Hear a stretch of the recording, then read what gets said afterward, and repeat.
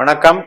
அன்பார்ந்த சுபிட்சா டிவி நேயர்களுக்கு உங்கள் ஜோதிடர் ஜே.எம்.எஸ். சந்திரமௌலியின் பதிவு. இந்த பதிவு வந்து சனி பெயர்ச்சி பலன்களுக்காக 12 லக்னங்களுக்கும் பார்க்கணும். லக்ன ரீதியாக பலன் பார்க்குற மெத்தட் தான். 12 லக்னங்களுக்கும் நம்ம பார்க்க இருக்கோம்.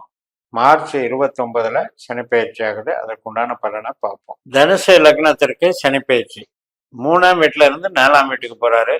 மார்ச் 29 ஏப்ரல் 27 வரைக்கும் குருனுடைய சாரத்தில் இருப்பார் ஒரு மாதம். அந்த சமயத்தில் ராகுவோட சேர்க்கை பெற்று பலன் தருவார். அதுக்கப்புறம் தன்னுடைய சொந்த நட்சத்திரமான உத்திரட்டாதிக்கு போவார். அப்போ 4ஆம் இடத்தினுடைய பலனில் ஸ்ட்ராங்காக இருப்பார்.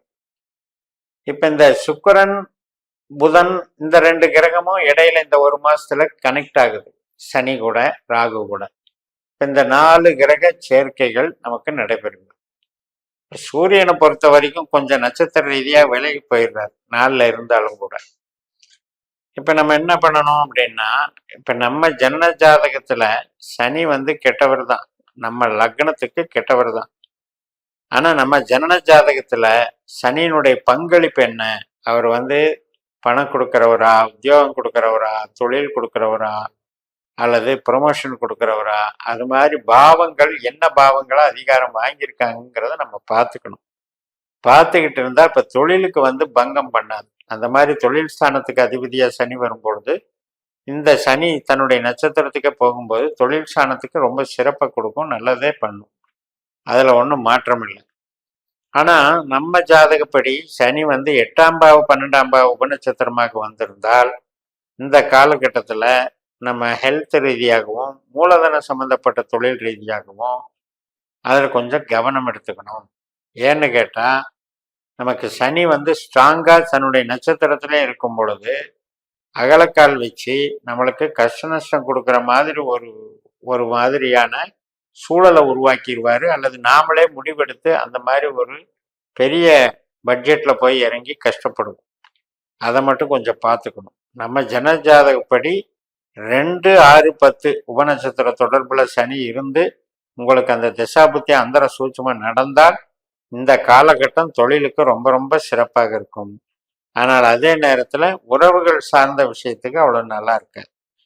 எப்படி ஒருத்தருக்கு ஒருத்தர் வந்து ஒரு ஈகோ இருக்கும், வெவ்வேறு இடத்துல போயிட்டு வேலை பார்க்கறது, அல்லது 2 குடும்பத்துக்கு இடையில மத்தியில் சின்ன சின்ன மனஸ்தாபங்கள், ஒரு இணக்கமான சூழ்நிலை இல்லாமல் அதிருப்தியாக போய்கிட்டு இருக்கும்.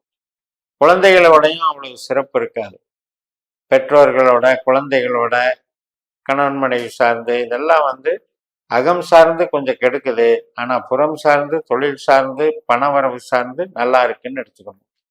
இப்போ நம்ம ஜனன ஜாதகத்தில் சனியினுடைய திசையோ புத்தியோ அந்தரமாக நடந்தால் நீங்கள் இந்த பலன்களை வந்து எடுத்துக்கலாம். அப்படி நடக்காத பட்சத்தில் அந்த கிரகத்தினுடைய திசாபுத்தியினுடைய கோச்சாரம் தான் உங்களுக்கு வேலை செய்யும். அதனால கோச்சார பலன் பார்க்கும்போது எப்பவுமே நம்மளுடைய திசாபுத்தி அந்தரம் என்னங்கிறதையும் பார்த்துக்கணும். ஒரு கிரகம் நம்மளுக்கு எந்த பாவ அதிகாரியாக இருக்குது அப்படிங்கிறதையும் தெரிஞ்சுக்கணும். அதுக்கெல்லாம் நம்ம பாஸ்கர அஸ்ட்ராலஜி சிஸ்டத்தில் நீங்கள் கணிச்சு பார்த்து என்கிட்ட பலன் எடுத்துக்கிட்டீங்கன்னா அதுக்கப்புறம் உங்களுக்கு ஃபாலோ பண்ணுறதுக்கு ஈஸியாக இருக்கும். சனினாலே பயம்ங்கிறது தேவையே இல்லை. சனி வந்து நமக்கு பயம்னா அந்த பாவத்து ரீதியாக தான் பயப்படணும்.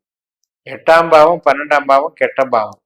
அந்த பாவத்துக்கு சனி அதிகாரியாக வந்தால்தான் நம்ம பயப்படணும். அது இல்லாதவங்களுக்கு இந்த சனியை வந்து ஒன்றும் பண்ண போறது. அந்த மாதிரி இருக்கிறவங்களுக்கு 4, 8, 12ங்கும் போது முதலீடுகள் விரிவு பண்ணாம, கொஞ்சம் புது முயற்சிகள் மேற்கொள்ளாம இருக்கிற வேலையை மட்டும் பார்த்துட்டு போவோம் அப்படின்னு இருந்துக்கிட்டீங்கன்னா ஒரு பிரச்சனையும் இல்லை. உறவுகள் சார்ந்து கொஞ்சம் விட்டு கொடுத்து போகணும். நம்ம வந்து ஏன் வந்து ஆர்கியூ பண்ணிட்டு இருக்கணும் அப்படிங்கிற மாதிரி விட்டு கொடுத்துட்டு போகணும். அந்த மாதிரி இருக்கும்போது தனுசை பொறுத்த வரைக்கும் நமக்கு பிறந்த ஜாதகத்திலேயே, நம்ம ஜாதகத்திலேயே சனி வந்து ஒரு லாபஸ்தானத்தில் இருந்தாரு, ஒரு 3ஆம் இடத்துல இருந்தாரு, அல்லது ஒரு 7ஆம் இடத்துல இருந்தாரு அப்படின்னா சனி வந்து நன்மை செய்கிறவராக மாறிவிடுகிறார். அவருடைய திசாபுத்தி அந்தரத்துல நன்மைகளைத்தான் செய்வார், பெருசா தீமை செய்ய மாட்டார்.